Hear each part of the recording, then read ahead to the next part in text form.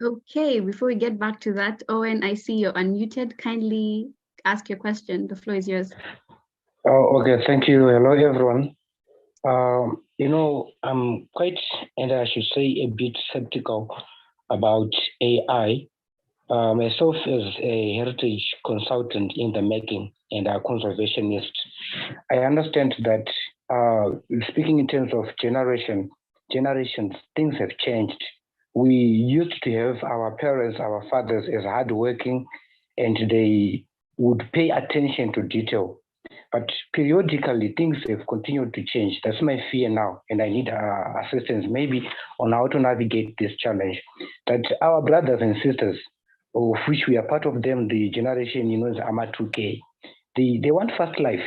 So you can't give them a dissertation topic without AI, without the assistance of Uncle Google. Already, Google, without these specifications, now an AI, which I believe is a reintegration, a reinvention of IT to our help. What are we going to do now? Given that there is a demon of laziness, people don't want to think. Most of our young brothers and sisters now, they just want first life. You see him, Toriro, trying to evade the stresses. So maybe let me narrow it down. What are we going to do now to guard against the graduates who graduate with maybe a first class degree from a certain university, but they did not apply their brains to this thing? It's all thanks to Uncle Google. What are we going to do with this generation? That is a very real question and a very difficult question to answer, because there is no one size fits all to that answer. That's the honest truth. I was actually thinking of the conversation that I had with my sister's son just today when he's going back to school, and I was asking him, what do you want to do when you grow up? And he said, I want to be an architect. But you know what, at least for me, it won't be very difficult because we'll just be using AI to draw these things. We won't even have to use. And he's just like so lazy, and he really doesn't even care. And I was thinking, during our time when we were at varsity, the people who were doing architecture, they actually slept on campus. They had to work so hard. And now what's happening with these amateur case of ours is that they don't understand why, or maybe I should say some of them, they don't understand that working or progressing in life is not just about the knowledge, or it's about having these tools, being able to do things for us. But sometimes the way in which what we do for each other, it's sometimes, or the way in which we express ourselves as human beings without these AI tools, it actually gives some form of responsibility. It gives that humanity in us. I mean, like I was saying, when I spoke about ethics, to those who know Shona, that's what makes us us. It's not just about the intellect, but it's about how we can cohabit and live together with these AI tools. So now, if I'm to go back, this is something that we have to probably assist each other collectively, because I believe these kids, they need to be taught from a very tender age, even as they are born. I'm sure now you can see even a 4-month-old, they really are so eager to touch your phone. They want to see, and you ask yourself, what does this kid really want to see in my phone? But those are some of the things I think that we need to train them when from a very tender age. Try to restrict some of these sites, even where there are no laws. We should try our best over things that we have control over. But sometimes you can see that it's also the fault of these parents and guardians. They allow kids to just roam around and do whatever it is that they want. You allow your kids to go out late at night. They are very vulnerable. You allow your kids to just ask for money when they want, and you give them. You allow your kids to do whatever it is that they want. So by doing so, you're actually breeding, how can I say, a generation of people who are going to be so educated. They have used ChatGPT, they have used these languages to come up with these dissertations and to come up with answers to their examinations. But when it comes now to the industries and developing the country, they are useless.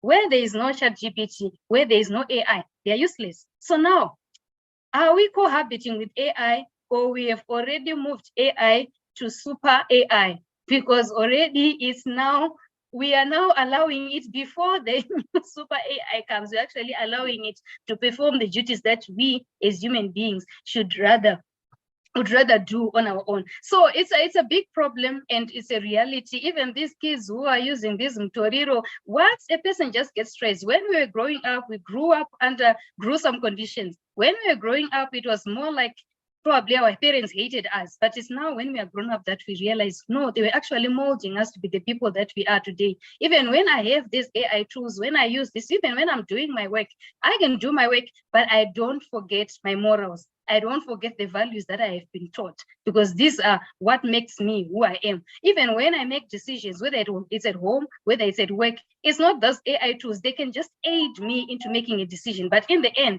I use my head, I use my reasoning, I use the things that I have been learning, the things that have been groomed to be, to make decisions. So it takes collective effort. And then I believe, personally, I'm not saying, like I said, there's no one size fits all to this particular problem. Because someone would actually say, you know what, I actually tried when my kid was so young, but then he got involved with this particular group of people, and then things happened, and then things happened. At some point, I remember when I was doing my dissertation on big data analytics, I was actually trying to understand what exactly is it? Because now I was searching. Sorry, I'm going too far, but I was trying to search and look into this drug abuse situation, because what I realize now is the problem is when a person is already addicted to drugs, it's difficult for them to stop.